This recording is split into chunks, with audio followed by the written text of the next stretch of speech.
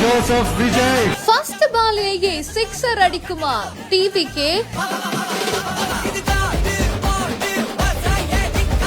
இரண்டு முக்கிய கட்சிகளை ஓரம் தள்ளிவிட்டு 100க்கும் மேற்பட்ட தொகுதிகளில் முன்னிலையில் நிற்கும் டிவிகே தலைவர் விஜய் தமிழ்நாட்டின் வரலாற்றை மாற்றி எழுதுவாரா? டிவிகே தலைவர் விஜய் எந்த வருஷம் எலெக்ஷனுமே இல்லாம இந்த வருஷம் எலெக்ஷன் எல்லாருக்குமே கொஞ்சம் வித்தியாசமாவே இருந்தது அப்படின்னு சொல்லலாம். ஏன்னா டிவிகே தலைவர் விஜய் அரசியல்ல இறங்கினதுக்கு அப்புறமா அரசியலே தெரியாத நிறைய பேருமே அரசியலை கத்துக்கிட்டு அரசியல் என்னன்னு படிச்சு இந்த வருட தேர்தலுக்கு நான் எப்ப ஓட்டு போட போவேன் அப்படின்னு ஆவலா வெயிட் பண்ணிட்டு இருந்தாங்க.